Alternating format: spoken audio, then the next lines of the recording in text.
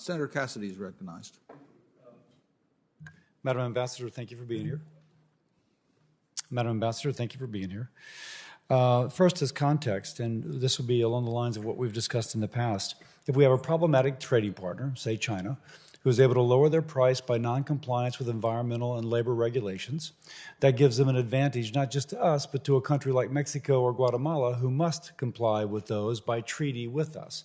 And every time we enforce that upon them, we raise their price relative to that in China, which then grows stronger and pollutes even more. I think you're with me on that. So in your opening remarks, you mentioned that we need new domestic tools.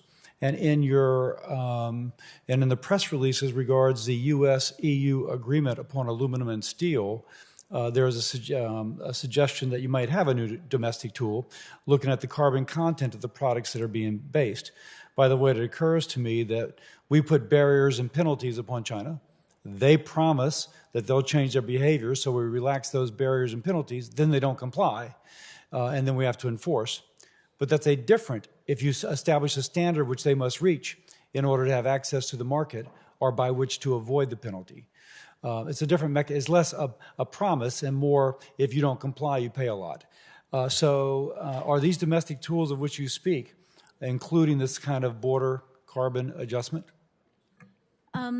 Senator Cassidy, I think in general my answer is yes, although I don't know I would describe it as a border carbon adjustment. But you're absolutely correct that the global steel arrangement that we are in the process of negotiating with the Europeans exactly does that, which is it is a mechanism for creating a market between the United States and the European Union that is going to ensure fair competition and the promotion of clean industries. And I agree with you in terms of the sense of leverage, where you have a market gatekeeping mechanism as opposed to you open your market and are stuck having to increase barriers as a form of enforcement. It's a bit of a carrot and stick distinction.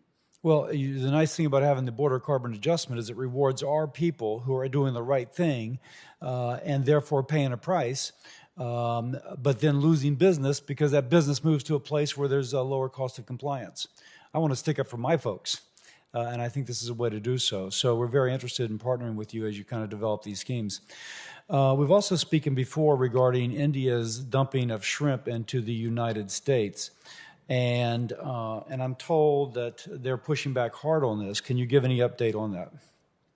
So this is something that I have spoken to you multiple times about. I know how important this is to you and your constituents. Secretary Raimondo and her team are in good conversation with mine around the dumping issue. And yes, I have raised this directly with my Indian counterpart in Delhi last November when I visited him. I did get very forceful pushback, but Senator Cassidy, I am committed to working with you on this issue, and that means in our own system, but that also means in engaging the Indian government, and look forward to exploring ways to do that. I'm told they complain that we somehow have put barriers on cold shrimp importation, but they don't have cold shrimp. And so if you don't have something, big deal. But it's their warm water shrimp that are heavily subsidized and perhaps don't meet phytosanitary standards. Similarly, they apparently heavily subsidize their rice from even before the seed is planted. And our folks are competing against something which is being sold below cost because of heavy subsidies. Is there any progress on addressing that? We are looking at this issue carefully with our partners in the U.S. government. In terms of progress, let me get back to you since the last time I asked and make sure that you have the very latest. Sounds great. Another concern we had that I had with Ambassador Lighthizer way back when, the absence of a dispute resolution for energy companies. It turned out that if your company was nationalized by Mexico and you're directly contracting with the government, then you had some sort of appeal, but not if you were a subcontractor. Think of somebody required to build something there because of cabotage laws, then they could nationalize it and you would not have recourse. I gather that is currently taking place, and you addressed this as an earlier question, but just to explore.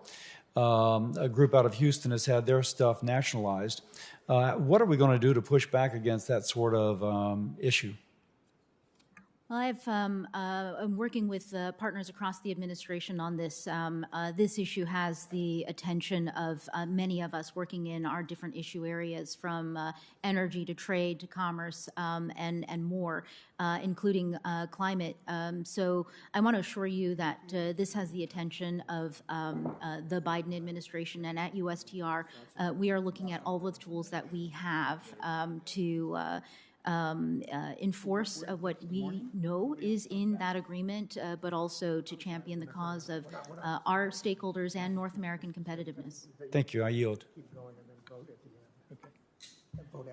All right.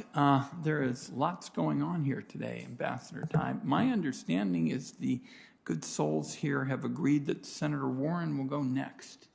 Thank you, Mr. Chairman, and thank you, Senator Brown. So let's start with some good news. Ambassador Ty, your approach to worker-centered trade policy is actually beginning to pay off.